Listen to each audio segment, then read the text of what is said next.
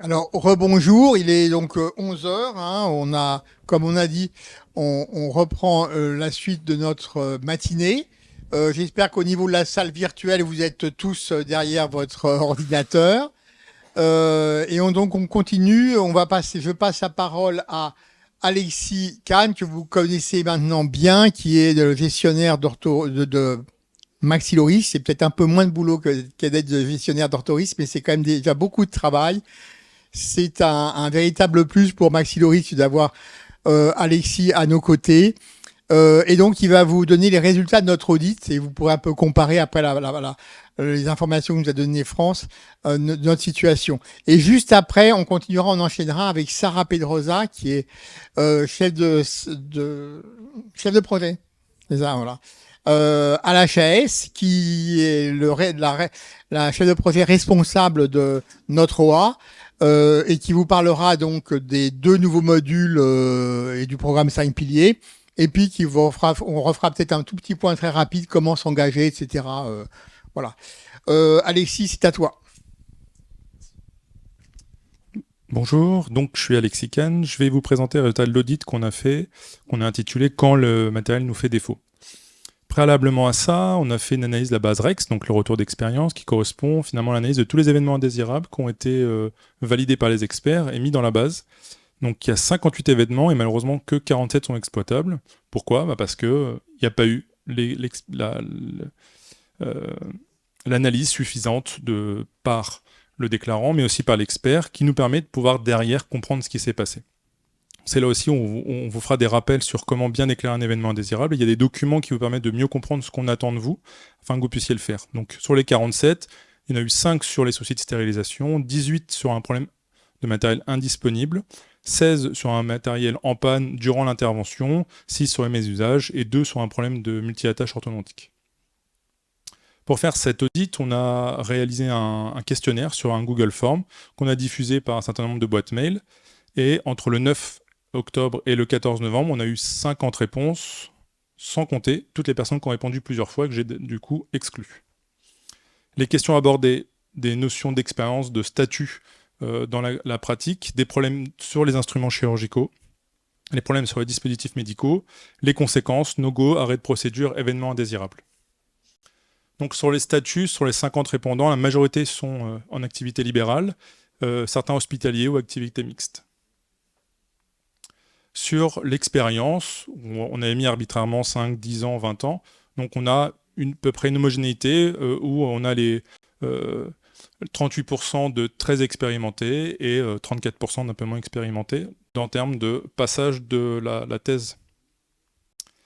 Pour ce qui est procédure d'accréditation, donc une majorité était inscrite sur l'accréditation et encore 22% n'a pas encore fait le pas de s'inscrire. Je pense que c'est l'occasion pour eux de comprendre quel est l'enjeu finalement de s'inscrire et en quoi ça peut vous apporter au quotidien. Donc on va commencer sur les réponses aux questions sur les instruments chirurgicaux. Donc était demandé dans les 6 derniers mois à quelle fréquence vous avez eu des problématiques avec des instruments chirurgicaux. Donc quand même 28% estimaient que c'était quand même fréquent. Pourquoi ? Alors, une des réponses est où est la stérilisation ? Une majorité a sa stérilisation dans l'environnement du travail internalisé, 14% externalisé et 1 avait un site simplement au CHU, interne au CHU mais sur un autre site. Ça, c'est une des causes potentielles de disponibilité de matériel. Sur les 6 derniers mois, quelle fréquence on a eu un problème de quantité insuffisante en stock ? Il y a quand même eu 14% qui avaient une fréquence élevée, c'est non négligeable. Sur des boîtes incomplètes, encore plus, 2 fois plus, 28%, donc sur les 50 répondants, ont eu des problèmes de boîtes incomplètes. Sur des retards de réparation d'entretien en cours, 20%. Donc tout ça sous-entend qu'on a un matériel qui n'est pas disponible alors que tout devait rouler. C'est à nous de gérer l'intervention, on n'a pas le matériel adéquat et donc ça crée quand même un inconfort. Des problèmes de stérilisation, ça reste rare, mais malgré tout ça existe et c'est encore une fois un problème de disponibilité de matériel. Est-ce qu'on a le matériel spécifique dans les 6 derniers mois ? Il y a quand même 16% qui nous ont dit que c'était fréquent de ne pas avoir le matériel spécifique pour pouvoir faire l'intervention dans de bonnes conditions. Les conséquences de ça, c'est est-ce que vous avez eu des mésusages d'un instrument en compensant l'instrument manquant sur votre patient ? La réponse c'est oui à 20%, donc c'est quand même incohérent de devoir faire une intervention dans de mauvaises conditions, simplement parce qu'on n'a pas l'instrumentation nécessaire, qui pourtant devrait être disponible. Les conséquences, c'est quoi? C'est une perte de temps, des augmentations de durée d'anesthésie générale, des pertes d'efficacité technique, on ne fait pas ce qu'on veut, on stresse, et pour le patient, ça va être des retards de cicatrisation, notamment osseux, si on n'a pas le piezo qui était prévu, si on a une technique chirurgicale traumatisante, et parfois même des traumatismes cutanés, des brûlures de lèvres ont été régulièrement cités dans les conséquences. Parmi ces instruments, est-ce que vous avez déjà eu des problèmes de qualité? Vous avez votre instrument, mais il n'est pas à la hauteur. Oui, à 82%. Donc, encore une fois, on a des instruments, on est très content, l'administration est très contente, on a les boîtes qui sont complètes, mais par contre, on a des instruments qui ne marchent pas, ou en tout cas qui ne font pas le job. Et ce problème-là, il est lié en 64% de vétusté, mais quand même, le reste, c'est quand même un mauvais rapport qualité-prix. Donc, on sont très contents de vous dire, vous avez du matériel, il est dans la boîte, sauf que vous n'avez pas le matériel dont vous avez besoin, parce qu'il n'a pas la qualité escomptée. Et les exemples de problèmes, c'est, voilà, vous avez votre porte-aiguille dans votre boîte, bah oui, c'est un porte-aiguille de chirurgie cardiaque, donc c'est tout à fait cohérent que je fasse des sutures 6-0 avec un porte-aiguille de chirurgie cardiaque. Vous avez des fraises, des scies, des ciseaux qui ne sont pas fonctionnels, ciseaux pas affûtés, des fraises qui ne fraisent pas, au risque de brûler la lèvre ou de le casser dans le patient.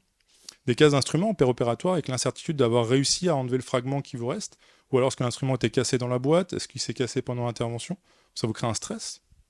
Absence de piezo, l'échauffement de la pièce à main, des soucis moteurs, ça c'est des choses qu'on connaît, où on essaie de compenser, mais c'est pas facile.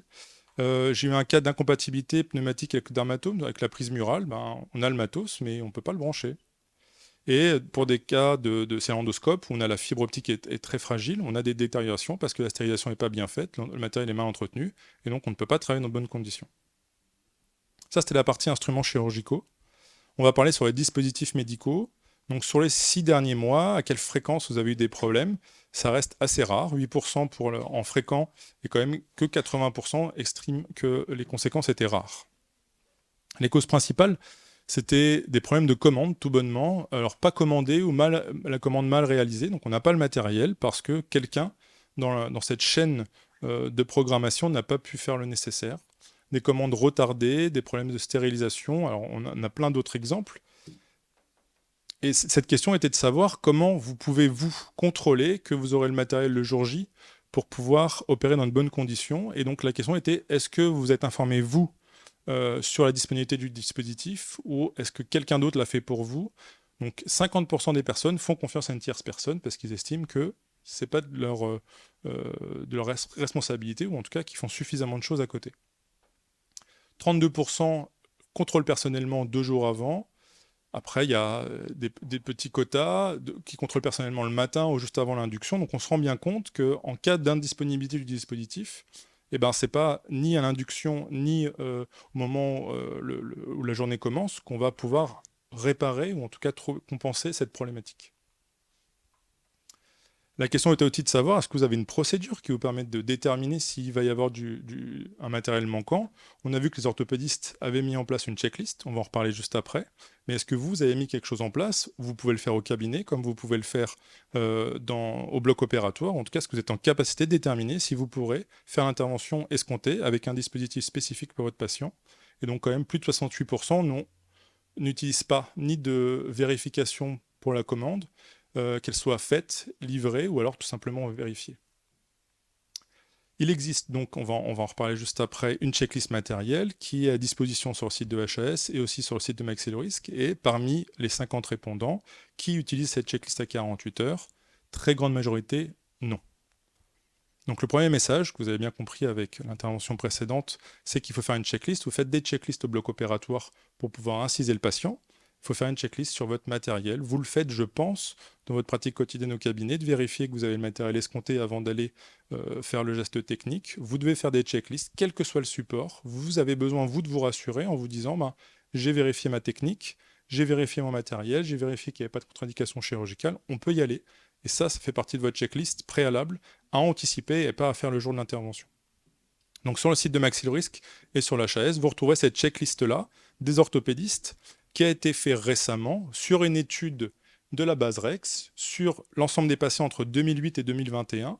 Ils ont analysé tous leurs événements indésirables et 25% des événements indésirables étaient liés à ce problème matériel. Et donc ils ont fait une SSP qui est symbolisée comme ça. Donc la checklist matérielle 48 heures avant toute intervention, avec une régulation à J-7, des vérifications, etc. On n'a pas besoin de prendre cette checklist-là, il faut se l'appliquer dans son quotidien, mais en tout cas, je pense que c'est une bonne chose d'avoir un support de vérification de disponibilité du matériel, ne serait-ce qu'arriver serein au bloc opératoire en se demandant pas ce qui va nous retomber dessus aujourd'hui.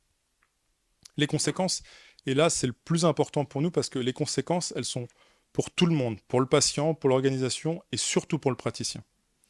Les no-go. Les no-go, c'est quoi? La définition, c'est un arrêt immédiat et imprévu de l'acte de chirurgie entre le moment où le patient est entré dans la salle opératoire et l'incision cutanée. Mais ce no-go-là, il peut survenir dès la salle où ils sont sur les brancards, où ils attendent, parce qu'on se rend compte qu'on n'a pas l'imagerie, on se rend compte qu'on n'a pas l'accord des parents, ou pas des deux parents. Et donc le no-go, il commence dès que le patient a franchi les portes battantes du bloc opératoire, sans même rentrer dans la salle d'intervention. Le résultat de notre audit montre que on a des no-go seulement sur 36%, mais ça reste beaucoup, et la question est de savoir pourquoi et comment en sortir.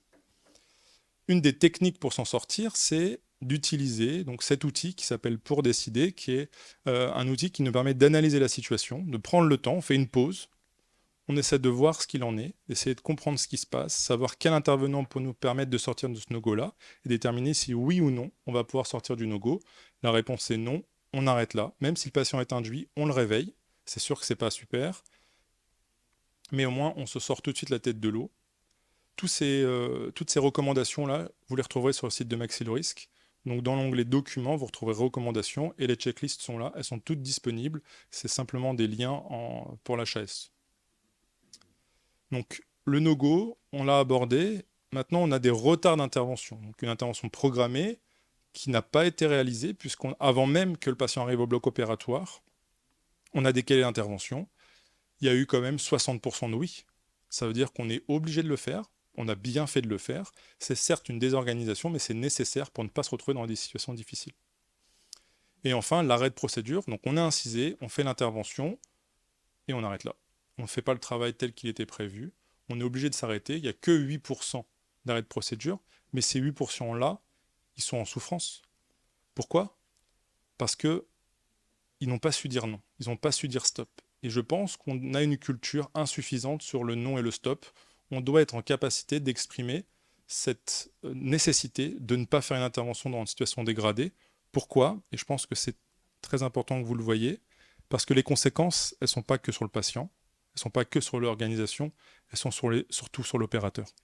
On a 14 fois plus de conséquences perçues sur l'opérateur, des conséquences majeures, graves, sur l'opérateur, et c'est pour ça que vous devez dire non, c'est parce que ça va non pas impliquer tout ce qu'on peut imaginer avec les procédures d'être embêté par l'administration, c'est parce que vous souffrez de quelque chose, c'est de la charge mentale au bloc opératoire.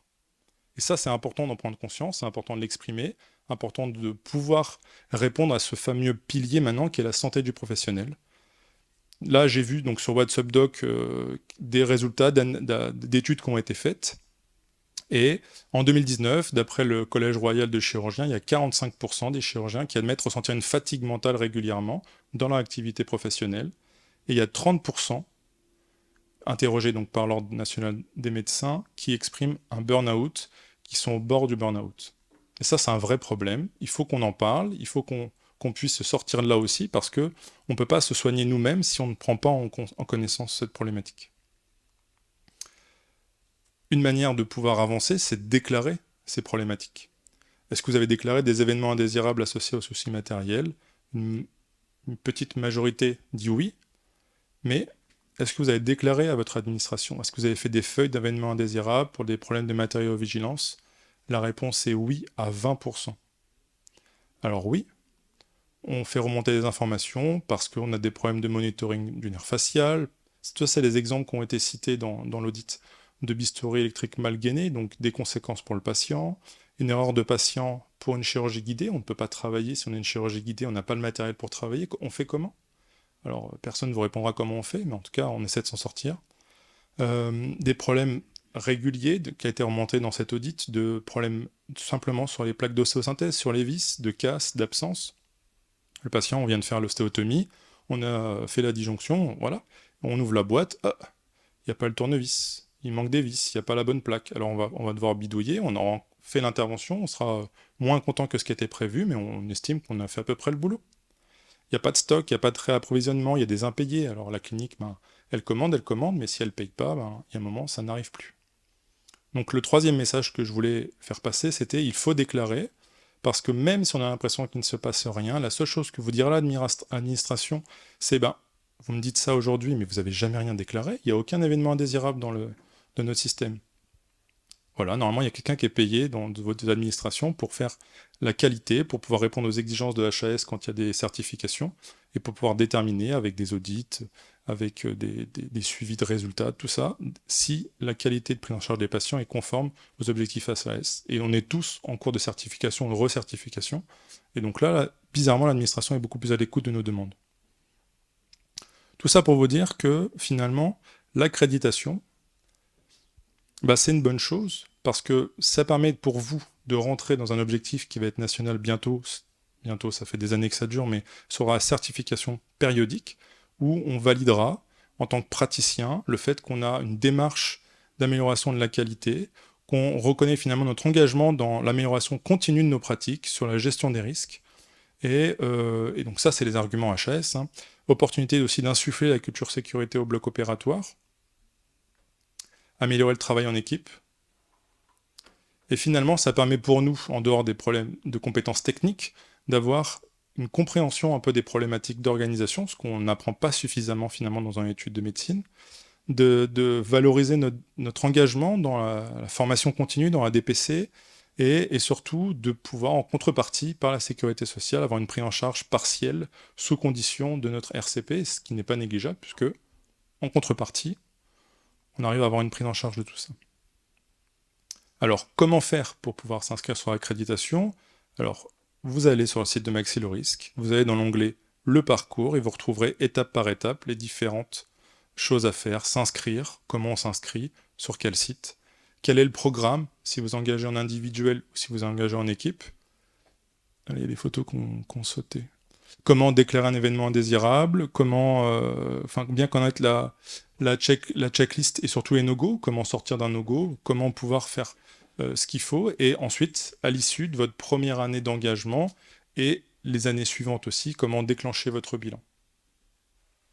Ça, c'est la première partie, c'est vous êtes engagé en individuel ou en équipe, et vous faites ça à l'année. La deuxième partie que je voulais aborder avec vous, c'est comment devenir expert MaxiloRisk. Parce qu'on est une petite équipe, que le temps passe, et qu'on a besoin de renforcer cette équipe MaxiloRisk, et donc on a vraiment besoin de vous.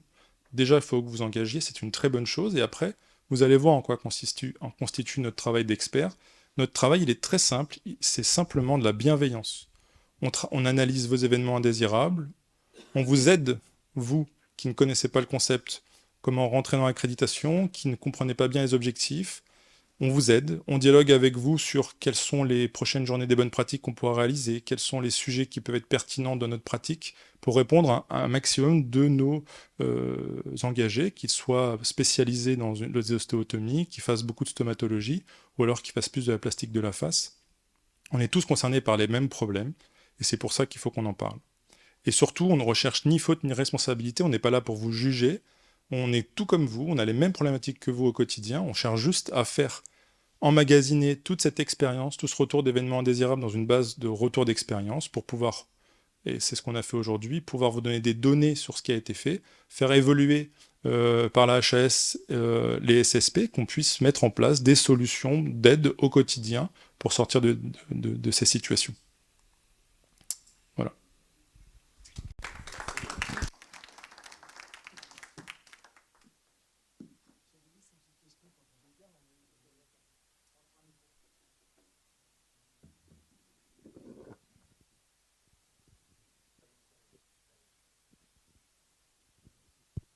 Quand on déclare un événement indésirable, tu évoquais le fait que les cliniques en phase d'accréditation, ils sont beaucoup plus sensibles. L'HAS a forcément accès à ces événements ou elle ne peut voir que ceux que la clinique va lui présenter, entre guillemets? En fait, il y a plusieurs niveaux d'événements indésirables déclarés. Quand on vous l'a déclaré, il y a plusieurs grades. Et surtout, il y a plusieurs retombées. Est-ce que cet événement-là, il va rester vraiment local? Donc, il va être analysé par l'administration qui vont dire, OK, on a fait des petites corrections au bloc opératoire. C'est les événements déclarés dans le cadre de la clinique. Hein. Exactement. Et après, il y a quand même des remontées quand il y a des événements indésirables considérés graves, où il y a une analyse avec des RMM déjà dans un premier temps, et après, ça remonte. Ça va à la RS. Ça va. Oui, mais ça, c'est le choix de la clinique qui va. C'est le choix de la clinique, mais remonter déjà ou toi, quand tu le déclares, tu estimes la gravité. Il D'accord. y a plusieurs. Alors après, je ne sais pas comment sont faits tous les questionnaires, mais il y a plusieurs importances en disant est-ce que déjà cet événement-là, il est fréquent ou rare? Est-ce qu'il a des conséquences sur le patient, mais aussi sur une autre organisation? Et surtout, s'il est grave, il faut qu'il soit remonté parce que ça peut être des problèmes matériels, des problèmes de problématiques qui peuvent concerner des médicaments, une organisation, des choses comme ça. Et donc ça remonte parfois jusqu'à l'ARS et il y a des retombées. Donc là, la question c'est est-ce que l'HAS a ces données-là? Je ne pense pas. Mais par contre, ce qu'ils vont regarder, c'est simplement les statistiques. Ils ont des indicateurs. L'administration ne fonctionne que comme ça, avec des indicateurs de satisfaction client, indicateurs de quantité d'agneau gel qui est utilisé pour savoir si on respecte l'hygiène, etc. Donc ces indicateurs-là, ils vont les demander. L'HAS, quand ils vont venir pour la certification, ils ont des lignes, des cases à cocher, ils vont regarder ça, ces indicateurs-là. Vous avez fait des EPP, donc évaluation des pratiques. Voilà, quelles ont été les retombées? Vous l'avez fait à J0, vous avez réévalué, comment ça s'est amélioré? Ça, c'est des vraies questions qu'ils vont poser. Et donc, sur les événements indésirables, ils vont regarder si on en déclare beaucoup. Parce que quand on vous dit qu'il y a une augmentation du nombre de déclarations d'événements indésirables graves, ça ne veut pas dire qu'il y en a plus, ça veut juste dire qu'ils sont plus déclarés. Exactement. Et dans l'aéronautique, je discutais avec un commandant de l'aéronautique, ils ont une culture de la déclaration. Ils savent qu'ils ne seront pas jugés, ils savent que c'est anonymisé, mais il faut remonter tout ce qui peut arriver. Tout. Ils sont finalement obligés de déclarer tout ce qui peut leur arriver. Et ils me disaient que statistiquement parlant, soit un vol long courrier, ils font des erreurs toutes les 2 heures. Des erreurs qui n'ont pas de conséquences directement sur leur vol, mais des erreurs. Et qu'ils analysent. Et c'est pour ça qu'ils font de la simulation, c'est pour ça qu'ils font progresser leur pratique, c'est pour ça qu'ils ont fait des checklists qui diminuent au maximum, parce qu'on n'a pas besoin d'avoir 1000 items dans une checklist, mais au moins avec ça, on part dans de bonnes conditions en se disant, voilà, on a cadré finalement les grandes problématiques qui peuvent survenir, et tout ce qui est intercurrent pourrait être géré parce qu'on a justement derrière des solutions de disponibles, parce qu'on a en quantité le matériel, parce qu'on a en qualité le personnel, et ce qui nous permet de pouvoir réagir face à tout ça.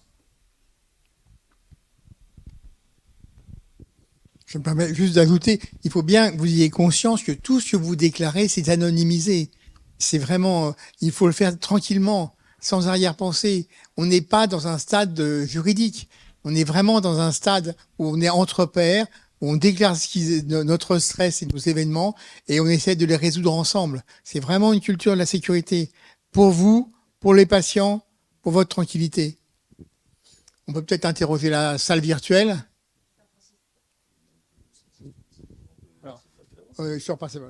Alors, dans la salle virtuelle, on peut la voir, Monsieur Rodriguez. Alors, avez-vous des questions sur la présentation d'Alexis?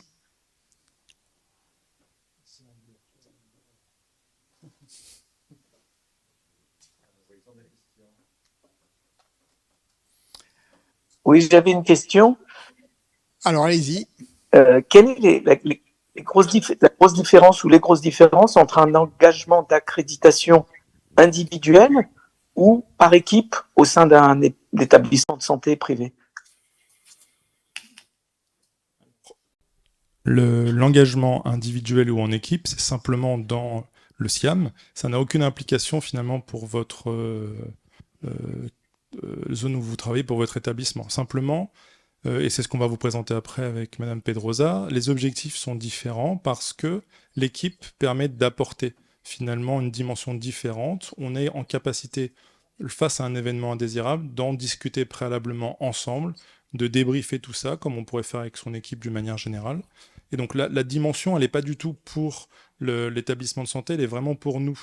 La mise en place de l'équipe, c'est récent pour nous, ça fait que quelques semaines qu'on l'a mis en place, c'est déjà mis en place dans d'autres spécialités à risque, mais cette dimension-là, elle apporte une autocritique, le fait de pouvoir en rediscuter, débriefer ensemble et pouvoir agrémenter finalement la déclaration d'événements indésirables, le fait de mutualiser finalement nos moyens, évaluer mieux nos pratiques, évaluer mieux les problématiques qu'on a pu rencontrer, évaluer aussi simplement notre état de santé. Il y a des auto-questionnaires qui ont été mis en place maintenant avec le nouveau programme des 5 piliers. Mais en tout cas, voilà, en mettant non plus une exploration des problématiques sur 3 piliers, c'est sur 5. Vraiment, cette dimension d'équipe, elle est importante. On travaille tous les jours avec d'autres personnes. Et c'est cette équipe-là, même si elle n'est pas directement engagée, qui peut nous permettre d'éviter les événements indésirables. Il ne faut pas que ça survienne d'une autre manière, enfin, à nouveau. Et voilà. Je ne sais pas si j'ai bien répondu à votre question. Mais ça peut être par exemple une équipe de chirurgiens de la même spécialité ou pas forcément?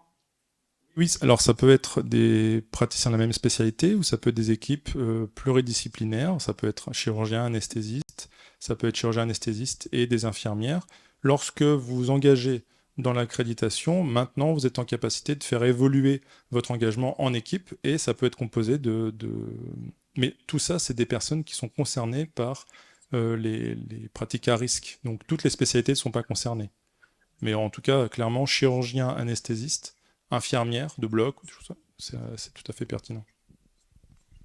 Oui, je rajoute, si Merci. vous faites des équipes, donc le plus évident, c'est avec les gens de votre même discipline. Et si vous faites avec d'autres disciplines, c'est possible. Alors, s'ils sont d'autres chirurgiens ou les anesthésistes, c'est bien sûr dans le cadre de l'accréditation. Mais il y a d'autres professionnels de santé qui n'ont pas l'accréditation comme possibilité de valoriser leur certification périodique. Mais le fait d'être dans une équipe et d'avoir collaboré à cette équipe-là, ça va leur servir pour valoriser et réaliser leur certification périodique. Donc, vous pouvez très bien élargir à du personnel de bloc autour de vous, les infirmières, les IBOL, les IAD, etc. Sous contrôle de Sarah, ce qu'on dit... Alors, sur l'accréditation, pour être accrédité, il faut que tous les membres soient engagés dans le SIAM. Donc, les membres engagés dans le SIAM, ce sera dans votre équipe de maxillo que des chirurgiens maxillo qui vont constituer l'équipe qui sera dans le SIAM. Et ensuite, quand vous ferez votre bilan, que vous soyez en individuel ou en équipe, vous pouvez rajouter d'autres membres de d'autres spécialités, mais ce sera fait à la main. Et ces personnes vont être affichées dans une attestation pluridisciplinaire. Donc, quand vous ferez votre bilan, vous verrez, quand vous allez transmettre votre bilan, je pourrais vous montrer après, vous pouvez rajouter d'autres membres, voilà, les responsables de qualité, les infirmiers et même d'autres médecins de d'autres spécialités avec qui vous allez travailler dans votre bilan. Voilà. Mais pour l'équipe, il faut que tout le monde soit, pour l'équipe de Maxillo, il faut que tout le monde soit engagé dans le SIAM. François.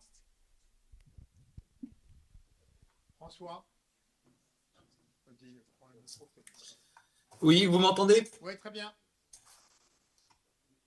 Oui, alors, donc je veux remercier bien sûr Alexis pour cette belle présentation et d'une manière générale pour le travail qui est là-bas. Sur les événements graves, il faut que les accrédités comprennent bien qu'effectivement, nous, on a un boulot d'anonymisation qui n'est pas toujours évidente parce qu'eux se lâchent des fois un peu trop sur les intervenants et les sites.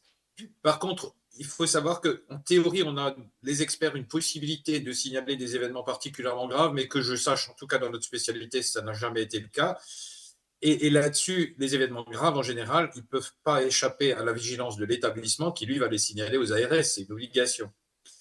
Par contre, nous, il faut toujours reconnaître qu'on est à la fois victime de notre chance, c'est-à-dire qu'on déclare finalement des événements qui ont très rarement des conséquences funestes. La majorité des conséquences, c'est niveau 1 et 2, ce qui fait que vous avez sûrement le ressenti dans une pareille réunion qu'il y a un gros décalage entre les orthopédistes et nous. On n'a pas ce sentiment qu'il y a péril dans la demeure comme les orthopédistes quand il y a un début d'infection. Elle l'a très bien compris en expliquant que dans la bouche, c'est vrai que sans vouloir faire n'importe quoi, on peut se permettre beaucoup de choses, ce qui limite sûrement un peu la diffusion de cette gestion de la culture du risque dans notre spécialité. Voilà.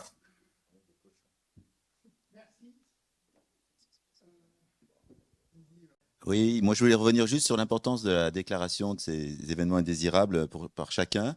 Parce que, bon, bien sûr, c'est demandé lors de la certification. Nous, on a une certification qui est passée il y a 6 mois et ils sont particulièrement sensibles à l'importance du nombre de cas qui sont déclarés, parce que ça montre une sensibilité à ces problèmes, à nos pratiques.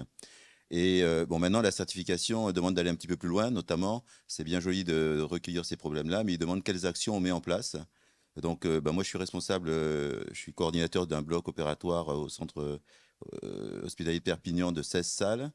Et on a mis en place une commission des indicateurs de qualité, ce qui permet de réfléchir maintenant sur ces événements indésirables.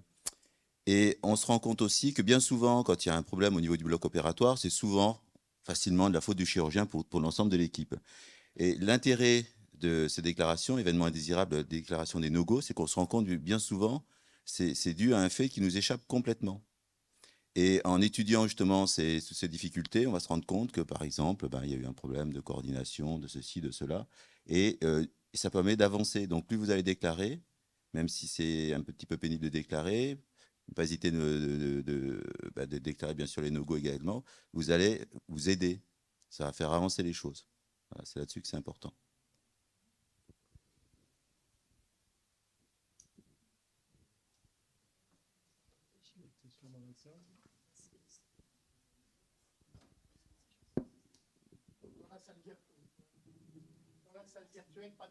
Dans la salle virtuelle, pas d'autres questions? Non. Et dans la salle réelle, oui. Excusez-moi, oui, j'avais une petite question moi, concernant la checklist matérielle. Alors, nous, dans les recommandations, je n'ai pas étudié. En fait, c'est quelque chose qui doit être contrôlé par le praticien, un peu comme la checklist, ou c'est quelque chose qui peut être délégué. Parce que nous on l'a mis en place. Alors, c'est vrai qu'on a mis en place un IBOD référent là-dessus, qui gère toutes les spécialités.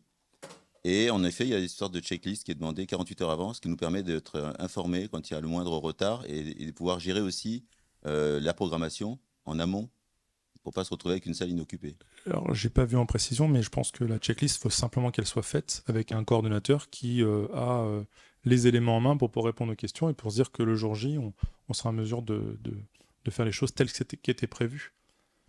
Donc, je pense qu'on a juste besoin, comme nous, on fait une liste des choses à faire, des listes des courses. La checklist, elle est primordiale parce que, en fait, elle ne sert à rien jusqu'à ce qu'on ait un problème. Et grâce à ça, on s'en sort plus facilement, plutôt qu'avoir la tête dedans dans un effet tunnel et pas pouvoir avoir pris le temps d'analyser la situation en équipe et pour pouvoir s'en sortir. Voilà, donc ça veut dire que cette checklist matérielle qui peut faire peur parce que c'est une nouvelle checklist pour le praticien peut en effet être déléguée. Tout à fait. Voilà. Et au cabinet, je pense que pour ceux qui sont libéraux, vous avez une checklist qui est déjà gérée. Une partie de votre équipe gère le stock, une partie de votre équipe gère tout ce qui est dispositif implantable qui est spécifique, et ça roule bien. Donc c'est faisable de déléguer. Et ce qu'il faut simplement, c'est de manière importante, que certes c'est délégué, mais il faut avoir ce retour de cette personne-là ou d'avoir simplement une mise au niveau en disant ok, pour la semaine prochaine ou dans 2 semaines ou dans un mois, est-ce qu'on a les éléments nécessaires? Oui, non. Et comme ça, on complète la checklist avec le retour sur est-ce que ce problème-là est réglé? Parce que c'est comme ça qu'on fonctionne tous. On a besoin juste d'avoir des cases à cocher.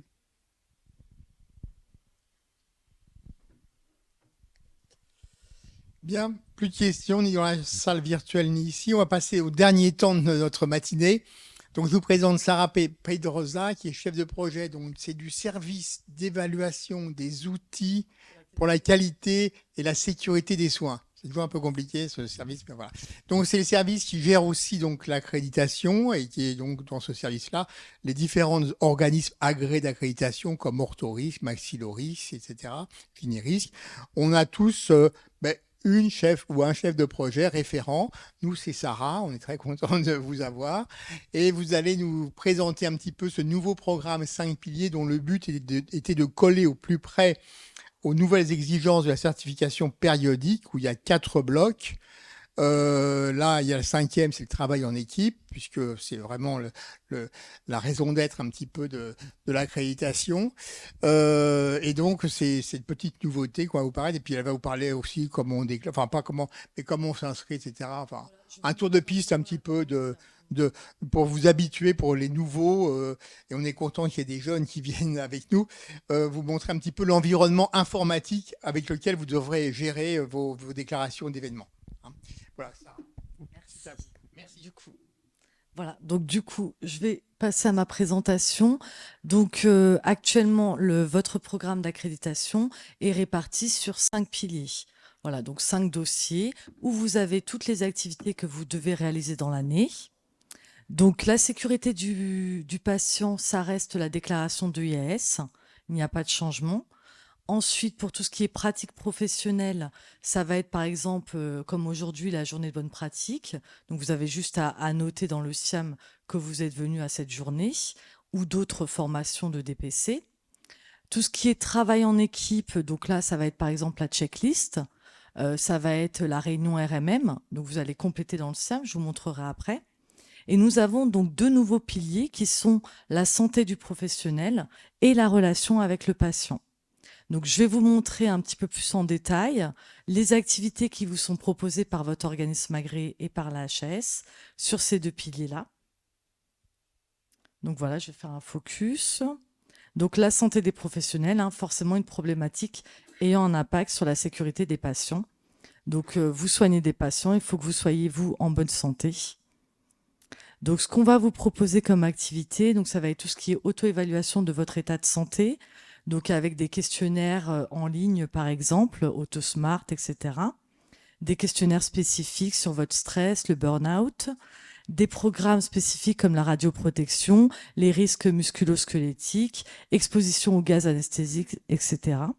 Et vous allez avoir des questionnaires proposés par la HAS qui sont à compléter directement sur le système d'information. Je vous montrerai.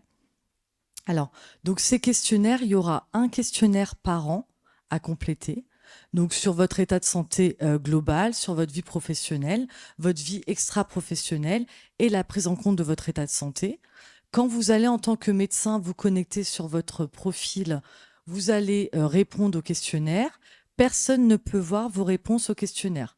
Ni votre gestionnaire de l'OA, ni votre expert, ni nous, la HAS. On voit juste que vous avez complété le questionnaire, mais on ne voit pas vos réponses.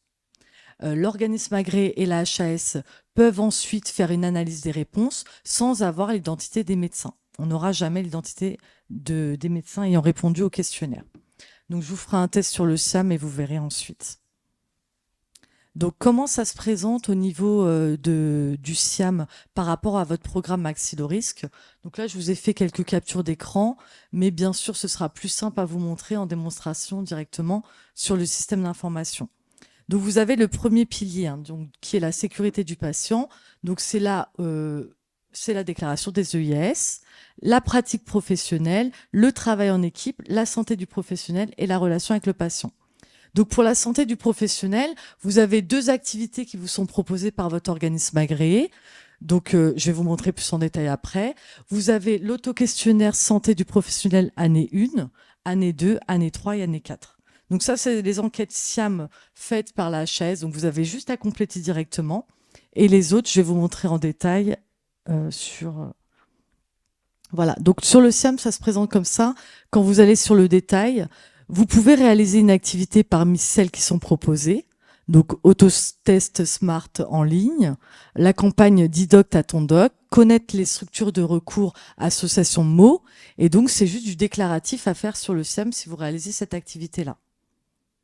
Donc, pareil pour cette activité. Si vous avez participé à une journée de gestion du stress, vous pouvez mettre que vous avez fait cette formation-là sur le SIAM.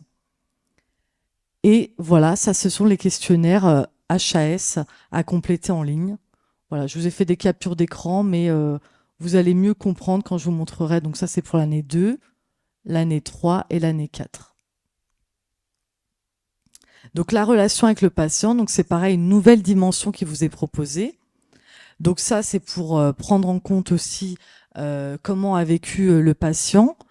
Donc vous avez des formations, des participations à un dispositif d'annonce de dommages associés aux soins. Donc France Velby vous en a parlé tout à l'heure dans sa présentation. Vous avez également le patient traceur, l'éducation thérapeutique, les PREMS, les PROMS ou autres. Voilà, vous pouvez, si vous, dans votre établissement, vous avez un questionnaire patient, vous pouvez le mettre sur le SIAM, que vous avez des questionnaires. Donc ça, c'est juste le détail du SIAM par rapport à l'enquête.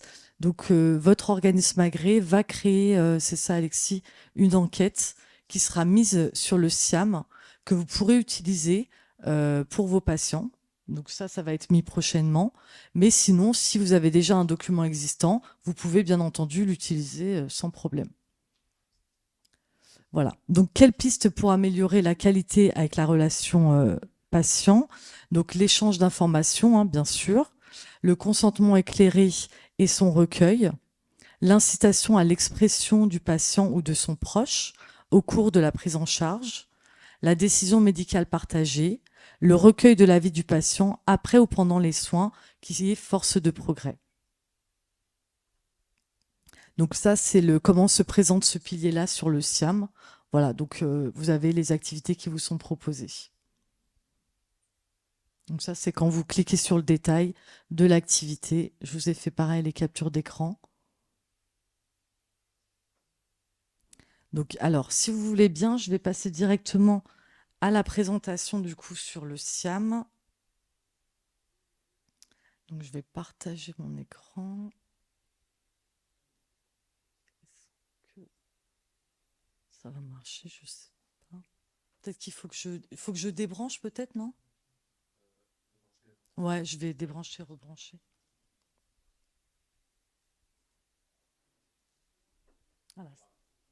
Voilà, donc là, j'ai pris un profil de médecin. Donc, je suis dans un environnement de test, hein, donc on peut faire absolument ce qu'on veut. Donc, ce médecin-là, il est passé sur les 5 piliers. Donc, vous n'avez rien à faire, hein. C'est votre expert et gestionnaire OA qui va vous passer progressivement sur le nouveau format 5 piliers. Souvent, on vous laisse réaliser votre bilan et ensuite, on vous passe sur le format 5 piliers. Toutes les équipes nouvellement créées vont être directement sur le format 5 piliers. Donc, comment se présente l'affichage sur le SIAM? Donc là, au niveau de la page d'accueil, donc vous pouvez télécharger votre certificat d'accréditation sur votre page d'accueil. Vous voyez toujours l'année de votre bilan avec les 3 mois pendant lesquels vous pouvez envoyer votre bilan. Donc, ils sont là, les 3 mois. Et donc, ensuite, via ce rectangle, vous pouvez réaliser votre programme d'accréditation sur les 5 piliers. Donc, je clique dessus, vous voyez la petite main, et ça m'amène directement à mon programme. Donc là, je suis le médecin, j'ai déjà déclaré 3 EIAS. Voilà, je déclare ici, ça n'a pas changé, hein, déclarer un événement. Ensuite, je redescends et je vois donc les 5 piliers avec toutes les activités à réaliser. Donc, la sécurité du patient, c'est donc là, je suis sur un médecin en individuel, donc déclaration de 2 EIAS avec la possibilité en facultatif de réaliser toute autre activité d'amélioration de la sécurité des patients. Ensuite, pour le bloc pratique professionnelle, je dois réaliser au moins 2 actions. Donc, comme on a vu tout à l'heure, hein, participation annuellement à un congrès, à cette journée par exemple. Donc, si je veux noter que j'ai participé à cette journée, je vais là, dans « À réaliser ». J'ai ce bloc-là qui apparaît. En cours de réalisation, donc là, c'est en cours, vous avez commencé votre saisie et vous finalisez ensuite. Hein. Donc, si je clique en cours, voilà, je mets mon petit commentaire qui là va être enregistré. Hein, et j'ai juste à faire enregistrer. Si l'activité, je l'ai réalisée, je vais dans le bloc réaliser. Je note mon petit commentaire qui est obligatoire. Je descends, je peux rajouter les pièces jointes, hein, justificatif. Je rajoute la pièce jointe et je fais enregistrer. Donc vous voyez les différences de code couleur. Orange à réaliser, ça n'a pas encore été fait. En cours, c'est en jaune. Réalisé, c'est en vert. Ensuite, pour une autre activité, par exemple, qui a été évaluée. Donc là, ça veut dire que j'ai déjà réalisé cette activité et elle a vraiment été, avec le recul, évaluée avec l'équipe ou l'établissement. Et là, je peux le mettre ici. Donc là, j'enregistre. Donc là, si c'est évalué, ce sera en vert. Et imaginons cette activité, pour moi, elle est non retenue. Je ne veux pas la faire. Je vais dans non retenu. Je mets mon petit commentaire et j'enregistre. Voilà, donc ça, c'est pour vous montrer tout le code couleur. Vu que vous avez 2 activités à réaliser, vous n'êtes pas obligé de mettre non retenu, etc. Vous avez juste à réaliser vos 2 activités. Vous les mettez en réaliser. Le reste des activités, vous n'êtes pas obligé de toucher. Donc, pareil pour le travail en équipe. Hein. Adaptation, évaluation de la checklist. Vous allez dans « À réaliser ». Voilà, vous complétez à chaque fois les rubriques dans le SIAM. N'hésitez pas, si vous avez des questions pendant la présentation, à me les poser, hein. Donc là, je vais passer à la partie questionnaire, donc dont je vous ai parlé tout à l'heure, le questionnaire qui est en ligne sur votre état de santé. Donc je clique ici. Je fais ouvrir le questionnaire.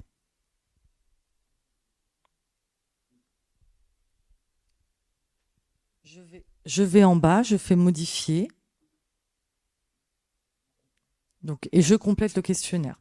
Donc là, on est sur la santé globale puisqu'on est sur l'année 1. Avez-vous un médecin référent traitant? Si oui, à quelle fréquence le consultez-vous? Êtes-vous votre propre médecin référent? Disposez-vous de ressources spécifiques de suivi médical? Oui, non. Si oui, sont-elles satisfaisantes? Votre calendrier vaccinal est-il à jour? Donc là, je complète, oui. Suivez-vous les recommandations de dépistage en fonction de votre âge, sein, côlon, utérus? Êtes-vous bien informé des risques inhérents à votre activité, radioprotection, troubles musculo-squelettiques? Si oui, prenez-vous les mesures préventives recommandées? Cette auto-évaluation vous a-t-elle permis de faire le point sur votre état de santé? Allez-vous mettre en œuvre une action spécifique à la suite de cette auto-évaluation? Et donc, j'enregistre mon questionnaire. Donc là, je retourne en haut au niveau de l'ascenseur, je fais fermer et je note que l'activité a été réalisée.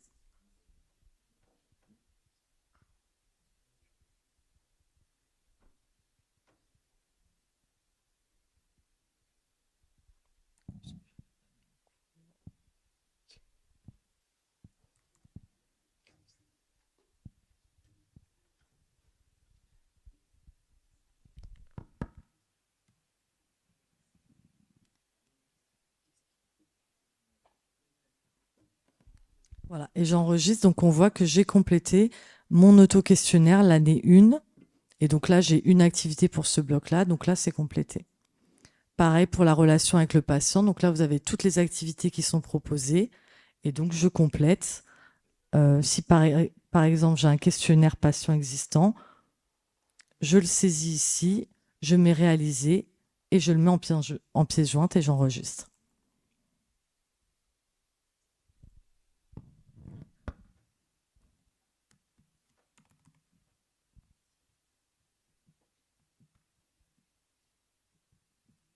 Est-ce que vous avez des questions déjà par rapport à cette partie?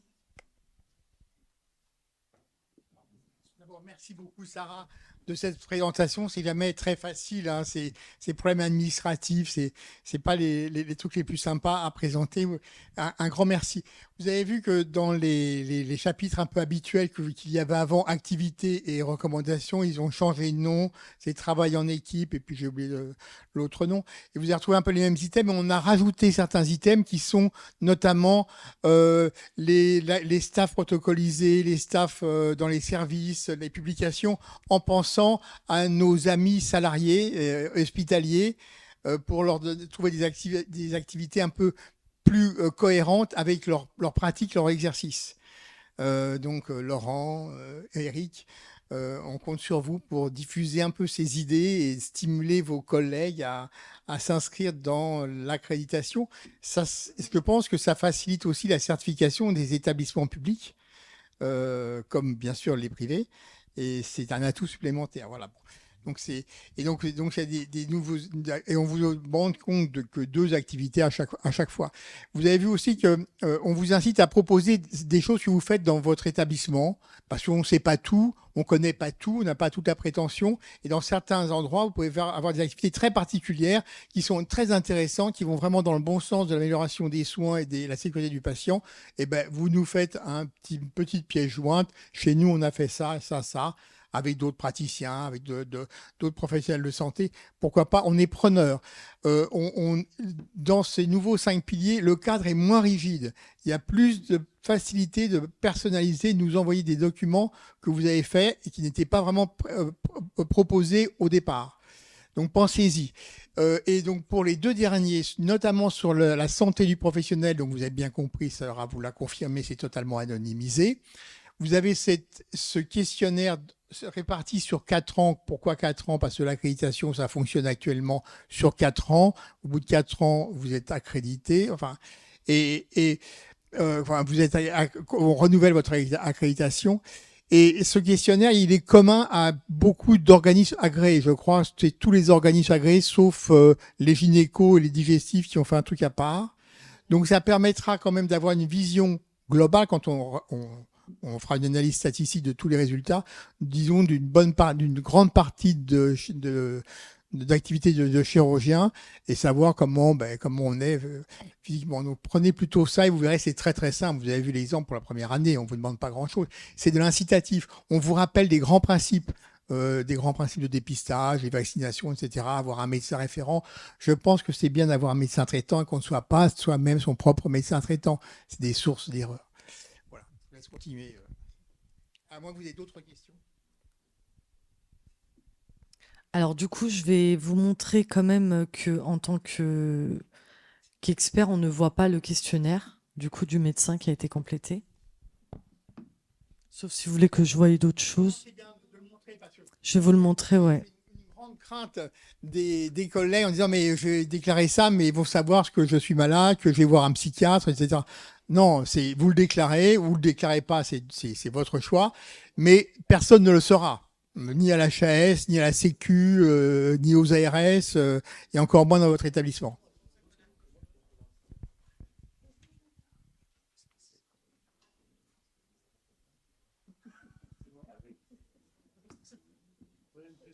Oui. Excusez-moi, pour chaque item réalisé, il y a des commentaires. Vous avez dit que c'était obligatoire de rentrer un commentaire. Ça peut être du simple OK comme vous avez mis, ou il y a un impact spécifique du commentaire? Alors, OK, c'est sympa, c'est le minimum, mais parfois, c'est vrai que quand vous êtes expert, on a envie d'en savoir un peu plus, non pas par une curiosité malsaine, mais simplement que vous nous disiez c'était vachement bien comme truc, ou au contraire, je le referai pas 2 fois votre questionnaire, etc. Vous voyez, dites-nous ce que vous ressentez, mais c'est bien, oui, en bien comme en mal. On va essayer, on peut se corriger aussi, hein, vous voyez. Donc, OK, c'est le minimum, mais c'est vrai que c'est sympa quand on voit des commentaires, bons, mauvais. Et donc, c'est plutôt sur l'appréciation du travail qu'on a réalisé. Ouais. Oui, là pour les tests, j'ai rien mis, mais bien sûr, voilà, c'est des résumés qui vous sont demandés par rapport à l'activité qui a été réalisée. Donc là, vous voyez, je suis connectée en tant qu'expert, donc maxillorisque.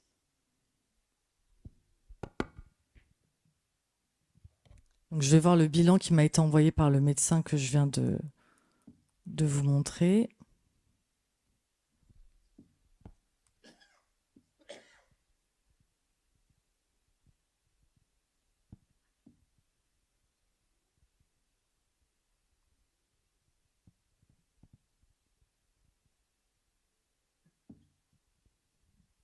Voilà, donc là j'ai le bilan du médecin, donc je vais l'analyser en tant qu'expert. Donc vous avez les onglets. Donc onglet 2, je vois tout ce que le médecin a saisi dans son bilan. Donc, je regarde, j'analyse en tant qu'expert chacun des piliers, donc je vois tout ce qu'elle a complété.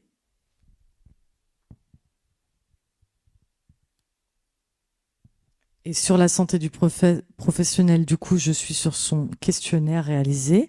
Je clique dessus et je vois juste questionnaire complété.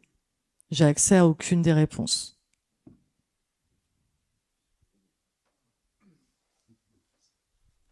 Non, vraiment, on n'a pas accès aux réponses du médecin.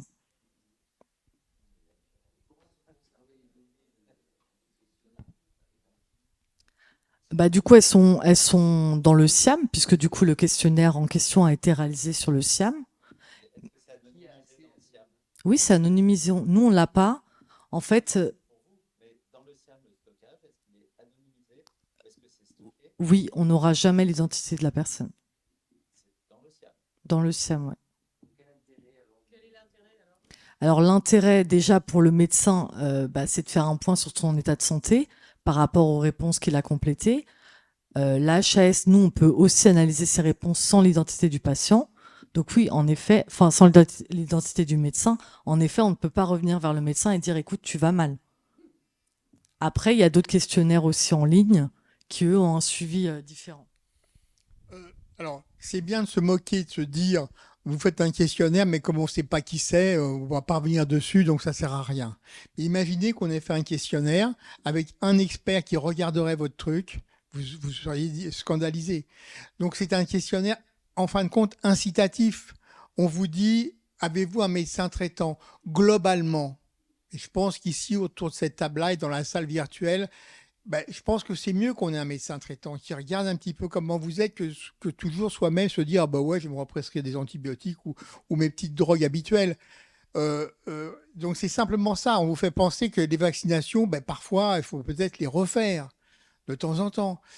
Et ainsi de suite. Il y a quand même parfois des pathologies spécifiques à notre profession pour lesquelles il faudrait se faire un petit peu suivre de façon plus précise. C'est tout. Vous voyez, on va pas, c'est simplement ça, être plus attentif à sa santé, c'est tout. Parce qu'on s'est rendu compte quand même que ben, les anesthésistes, tirer le tiroir pour trouver les drogues, c'était assez facile. C'est un danger. Voilà, c'est tout. Donc il y a des professions un peu exposées, plus ou moins. Et donc c'est vraiment ça. Donc améliorer un peu sa santé, y penser. Ben, il y a quand même des gens qui déclarent qu'ils sont à 30% de burn-out, les chirurgiens, paraît-il. Bon, alors soit c'est faux parce qu'ils veulent se faire plaindre, ils veulent c'est tout, ou alors c'est plutôt vrai et c'est inquiétant. Et donc il faut se dire, ces gens-là, il faut peut-être les aider. Leur première aide, c'est de dire, ben, on prend en charge, vous voyez, on vous écoute un petit peu et peut-être après, on va faire des programmes pour vous aider. Ben, ceux qui viendront à ces programmes-là, ce seront des volontaires. On ne veut pas aller chercher les gens chez eux en disant, on vous a repéré, non. Donc certes, on peut penser que ça sert un tout petit peu à rien, mais peut-être ici, dans la salle virtuelle et dans cette salle-là, rentrer chez lui, l'un d'entre nous se dira, ah oui, tout compte fait, faut peut-être que je fasse revérifier mes vaccinations, je ne sais même plus quand ça date, c'était 15 ans, 20 ans, 30 ans, quand j'ai fait l'armée, je ne sais plus quoi. Hein, ouais, c'est ça. Donc c'est incitatif, c'est un rappel. Voilà. Pour l'instant, on ne peut pas faire plus et je pense que la profession ne voudrait pas plus. La première fois qu'on a parlé de ça, c'était au congrès de Reims, de Patrick, et je me souviens très bien quand un des orateurs avait commencé à parler de ça, des remarques dans la salle en disant « À quand l'éthylotest à l'entrée du bloc ?» Bon, je veux bien la remarque, c'était sympa et tout, mais oui, il faut faire attention quand même. Hein, c'est tout. On est tous à pas avoir de médecin traitant, référent, mais on va tous voir directement le cardio pour faire son épreuve d'effort, son qu'on la colo avec le gastro, voilà, donc c'est pas un médecin référent, on va directement, après il y en a qui font rien, mais chacun, voilà, mais sinon on va directement au spécialiste. Il existe, enfin, dans le système de santé français, il existe un médecin traitant, on dit, ou référent, je ne sais plus quel est le terme exact, bon voilà, on ne pouvait pas ne pas le mettre, toi, c'est tout. Après, bon, tu es assez grand pour dire qu'il faut aller voir le cardio, le gastro, etc. Des questions peut-être dans la salle virtuelle?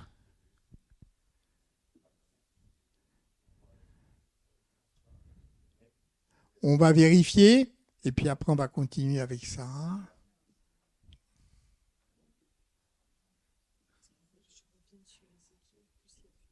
Ouais, peut-être. Alors, des questions dans la salle virtuelle, il y a une petite main levée. C'est Alexandre Brigaud, peut-être? Non, c'est pas. Non, je sais pas. Ah, c'était la main qui est restée levée. Donc, il y a dans le truc, on peut baisser la main. Pas de questions dans la salle virtuelle, apparemment. Écoute, si, François. Oui, je vais juste faire une petite remarque. Ça fait assez longtemps qu'on discute de ce problème de la santé du médecin, mais on fait comme si on était en train de constater un état des lieux qui est relativement inquiétant dans beaucoup de nos professionnels. Par contre, on ne peut pas empêcher les professionnels de dire que tout ça, il y a une hypocrisie phénoménale, puisque la médecine du travail, là où elle existe, à l'hôpital, elle ne fonctionne pas. Pour les libéraux, il n'y en a pas. Qui nous remplacerait si on est malade et qui nous indemniserait, ça reste pour l'instant de gros points d'interrogation, ce qui fait que j'entends quand même souvent les confrères disent vous êtes bien gentils avec tout ça, mais ça ne nous mènera pas trop loin. Mais je pense que de poser maintenant ces problèmes-là sur la table, c'est déjà un énorme point positif. Je voulais dire la même chose que François, c'est-à-dire qu'en fin de compte, il y a énormément d'hypocrisie parce que c'est un petit peu à travers l'État qu'on nous demande la santé du professionnel, alors que tout le monde sait qu'il y a que 30% de burn-out chez les chirurgiens et on n'a pas de solution. Donc c'est intéressant, mais ça s'arrête là. Voilà. Je parle pour les libéraux. On n'a pas de médecine du travail. Je pense que si on l'imposait, j'entends déjà les cris d'hurlement des collègues. Hein. Donc on est aussi, nous aussi, très hypocrites. On aime bien se plaindre aussi, on pense pas à nous. C'est une première pierre qui est mise, une première marche. Alexis, nos successeurs, vous ferez la suite. Éventuellement, donc, pour terminer, on peut parler peut-être des équipes. Voilà, bah, si, du coup, voilà, vous avez maintenant un programme d'équipe chez Maxillorisc. Donc, du coup, si vous voulez créer des équipes, nous, la HAS, on vous conseille de vous rapprocher déjà de vos gestionnaires et experts OA, de leur dire que vous souhaitez créer une équipe. Ensuite, on vous envoie le mode opératoire. Il ne faut pas hésiter aussi, je ne sais pas si vous avez mon mail générique qui est accréditation des médecins, @hs-santé.fr. Du coup, on est plusieurs à répondre à cette boîte mail, dont moi. Et de toute façon, dans ma signature, il y a toujours mon numéro direct.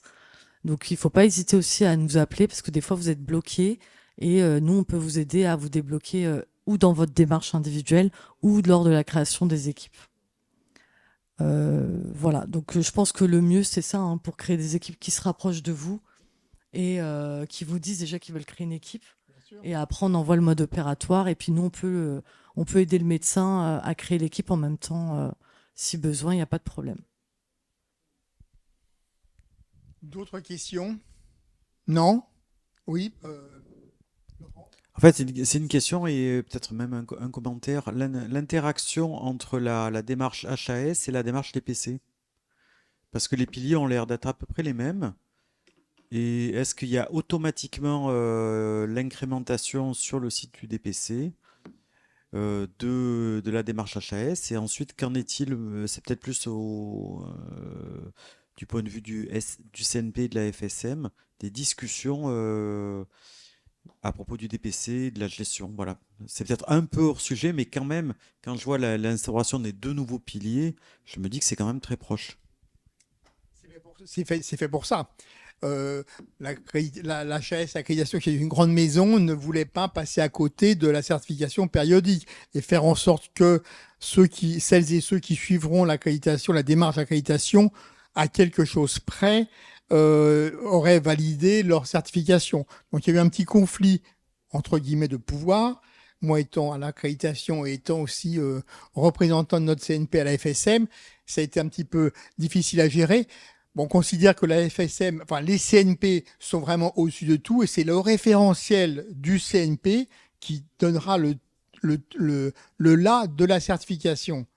Mais on s'est arrangé avec la HAS de façon à ce que dans les programmes d'accréditation, on les retrouve dans le référentiel. Ce qui fait qu'en ayant répondu aux exigences de l'accréditation, pratiquement, votre CNP n'aura pas d'autre choix que de valider votre certification périodique. Et on aimerait surtout que les 2 obligations qui perdurent, la nouvelle certification périodique qui a du mal à démarrer, c'est vrai, on a 2 ans de retard, et l'ancienne, l'obligation triennale de DPC, on voudrait qu'une des 2 disparaisse et surtout l'obligation triennale de DPC. Voilà. Donc, mais bon, c'est un lobbying, c'est le rôle de la FSM d'essayer d'obtenir ça. Je pense que c'est en bonne voie. Il y a des rapports IGAS qui effectivement mettent le doigt sur cette double obligation qui est ridicule et qui tous les CNP sont opposés. Enfin, ils disent mais supprimez-nous cette obligation et on bascule complètement dans la certification périodique avec là c'est donc 4 piliers dans la certification périodique. L'accréditation, on en fait souvent un peu plus que un référentiel basique. Voilà, donc c'est vraiment pour simplifier un peu les choses. Laurent, tu étais avec moi à Toulouse. On avait prévu une communication sur ce thème-là. Il n'y avait personne dans la salle, donc on est rentré chez nous plus tôt, quoi. C'est voilà, les gens, enfin, quand nos collègues, nos charmants collègues, seront un petit peu mais on me livre une certification, j'ai rien fait pendant 6 ans, qu'est-ce que je dois faire?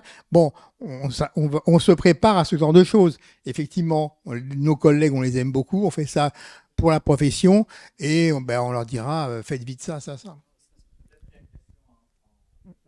Je voulais rapidement, en fait, c'est pas ce que je voulais dire. Je voulais simplement dire que si sur Maxilo-Risque ou lorsqu'on se connecte aussi de l'HAS, qu'on nous dise que finalement ça marchera pour la certification, c'est un petit plus, voilà, pour que les gens, en particulier pour les libéraux, les jeunes, qui ont énormément de soucis, enfin de préoccupations, si on leur dit déjà, ben voilà, si vous faites HAS, bah, c'est bien, vous avez plus besoin probablement de faire autre chose. Oui, c'est le cas et c'est ce qu'on communiquera à chaque fois, bien sûr. Dans la salle, une question? Non, pas de question? Ben écoutez, je crois qu'on va conclure notre journée. Prochain rendez-vous pendant le congrès. C'est un congrès un petit peu atypique, que sur 2 jours. On ne fera pas une journée de bonne pratique le lendemain comme on faisait habituellement. Il y aura une communication, alors si tout se passe bien, tout n'est pas encore calé, mais je pense que ça va être le cas, le jeudi, le premier jour du congrès, sur la pause déjeuner entre 12 et 14 heures, en fait, dans cette période-là, une communication par ce que Alexis l'a évoqué tout à l'heure, avec le commandant Arnaud Maillet, sur le facteur humain dans la gestion des risques. Je pense que ça sera très intéressant. Donc vous serez informés très rapidement. Et pour 2025, il y aura une JBP en juin et une JBP à l'automne, comme on va essayer de rouler comme ça maintenant régulièrement. On vous donnera les dates assez rapidement. Les thèmes, la prochaine, elle est presque faite et puis on continuera. Et en 2026, je vous engage déjà à aller à Marseille et pour le congrès qui sera présidé par Laurent Guyot. Et Laurent Guyot, merci beaucoup. C'est un des rares hospitalo-universitaires à être inscrit à Maxilo-Risque depuis le début. Vraiment, bravo. Et on essaiera de faire un bon truc lors de ton congrès. On n'a pas beaucoup d'HU, pas beaucoup de salariés. Il y a Eric qui est là aussi. Et bon, c'est un peu dommage.